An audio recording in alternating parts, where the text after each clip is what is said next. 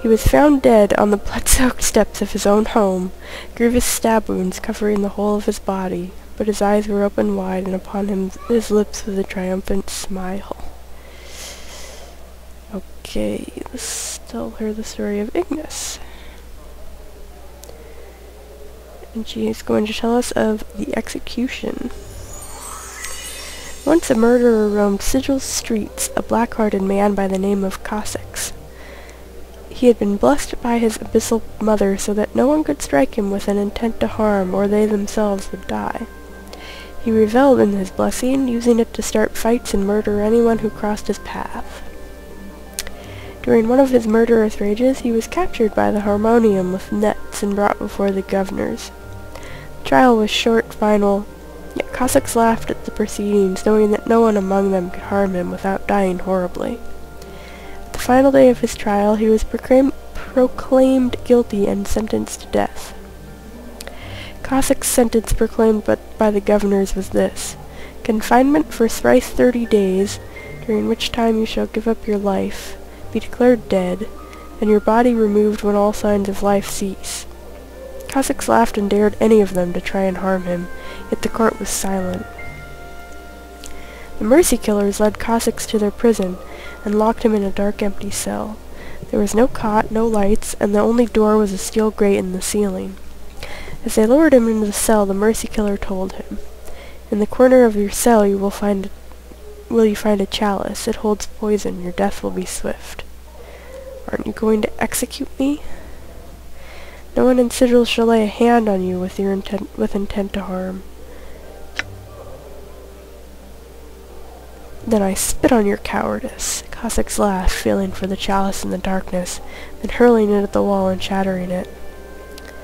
Its poison dripped down the walls and dried out until it was no more. "Come then, you will have to try and kill me now." But there was no response from the grate in the ceiling. It was then that Cossacks noticed that the cell had no cot, no lights, and no food and water. All that remained was the shattered chalice, the poison gone, and for the first time Cossacks knew the icy touch of death's approach. In thrice 30 days the grate opened, and Cossack's body, now cold, was taken from the cell. It had given up its life, and the execution had been carried out. Another tale to share with you. It's okay, ask one of their companions. After this we can ask her about Ravel. Mort? Me? Why do I have to tell a story? Just tell a story, Mort. Fine, fine. An elderly man was sitting alone in a dark path, right? He wasn't certain of which direction to go, and he'd forgotten both where he was traveling to and who he was. He'd sat down for a moment to rest his weary legs, and suddenly looked up to see an elderly woman before him. She grinned toothlessly and with a cackle spoke. "Now your third wish, what will it be?" Okay, Mort, the story doesn't really make sense. Third wish? The man was baffled. How can you get a third wish if I hadn't had the first and second wish? You've had 2 wishes already, but your second wish was for me to return everything to the way it was before you had made your first wish. That's why you remember nothing, because everything is the way it was before you made any wishes. She cackled at the poor Burke. So it is that you have 1 wish left. All right. I don't believe this, but there's no harm in wishing. I wish to know who I am. Funny, said the old woman as she granted his wish and disappeared forever. That was your first wish. An interesting tale, Mort, and now I've one for you and your companion, the Friends game. Friends sometimes wandered the wilderness of a certain prime world in the guise of a friendly old man. One day he came upon some hunters in the wood. "What are you doing?" the fiend asked. The hunters told him, and the fiend nodded. "I have never been on a hunt before." The hunters invited the old man to come along, and the group eventually came upon a glade where several deer were grazing.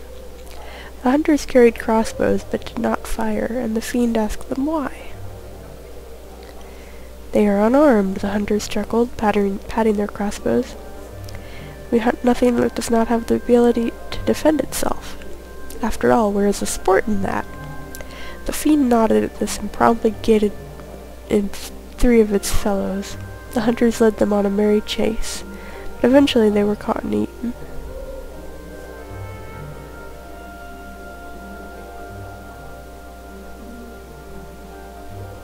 Huh. I don't think that one was told very well. Okay, let's ask Anna. I am no good at telling such things, I'm not.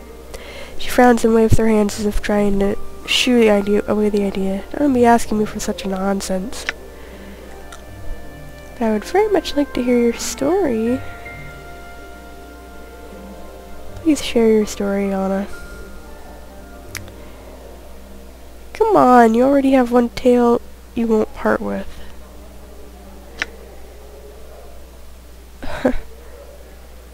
Anna looks uncomfortable, her tail lashing slowly back and forth. Well, I know one story. I'm not going to be able to do her voice right now, so I'm just going to do it regular. But you might not like it, you won't, so don't be blaming me for your choking it out of me. Go ahead, Anna. Anna skulls and finally relents with an exasperated sigh. I heard a story when I was a wee lass. Spurg's walking home real late, near Auntie Peak, and passes an old toothless crone in a dark and otherwise empty street. Where you going? She asks him. Home to my wife and Kip. Near the slags? Sure enough, he says. She asks him a favor, to take a box she's got to the debtor's pit and give it to the woman there. Now this Burke's a real sap, too nice to say no despite the fact he's sure something's not quite right about this old crone, and agrees. But what's the woman's name? Where does she live? Where should I look for her if she's not by debtor's pit? The woman hands him the box, a wooden thing wrapped in oil and colored cloth, and tells him to just go, and she'll be there. Finally, she warns him, and whatever you do not open the box. So he takes it home with him and hides it in the rafters, thinking he'll bring it by the debtor's pit when it's light out. His wife, though, seeing him hide in the box, gets right jealous, thinking it's a gift for a lover or something, and opens it up as soon as he's not looking. Turns out the box is full of gouged out eyes and severed male members, with the hair still on them. Her scream brought the Burke running. He remembered what the crone said, got right scared, and wrapped the box back up. He went out straight away to Debtor's Pit, and sure enough there was another old hag waiting for him there.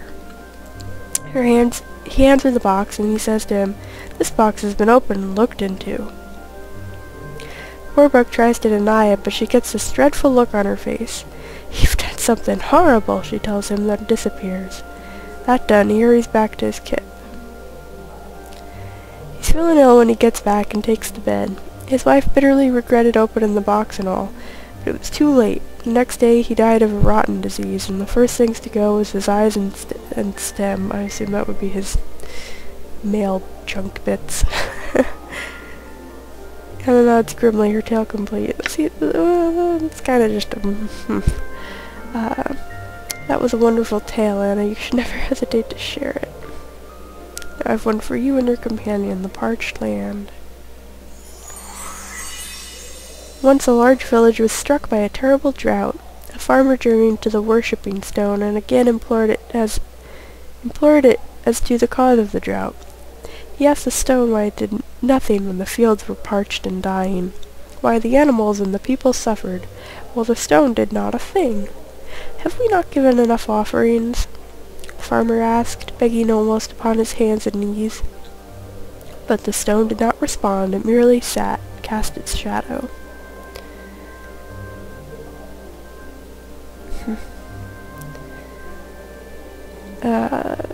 Dakon hasn't shared anything yet. Dakon nods solemnly. I shall impart the tale of Akali drowning.